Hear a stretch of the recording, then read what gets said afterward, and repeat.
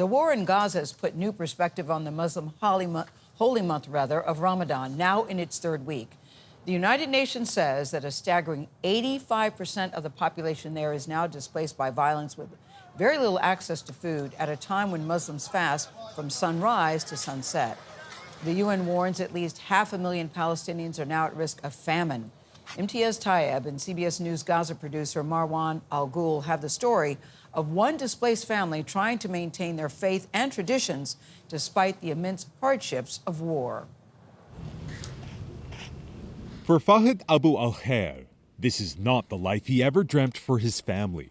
Once comfortably middle class, all they have now to call home is this basic tent, set up in the southern city of Rafah, just feet away from the towering lights of the Egyptian border.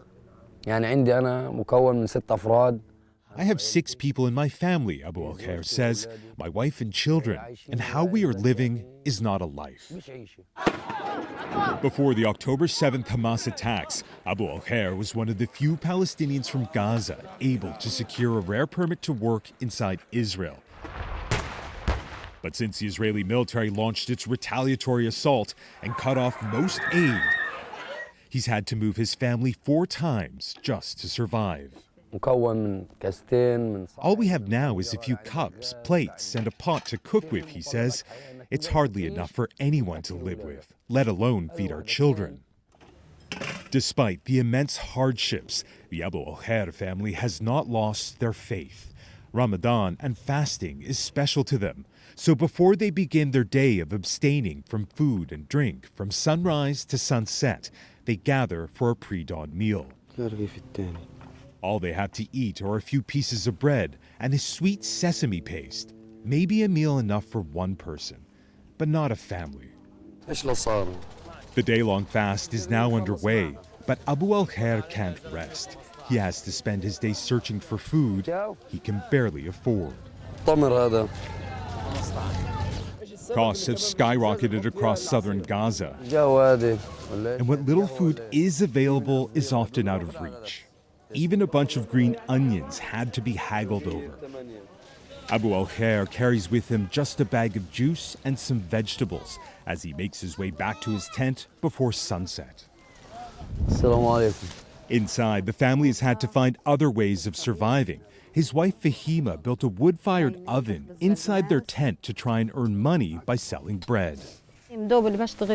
Even if I work all day baking bread, she says, all I'm able to afford is a few tomatoes or an eggplant.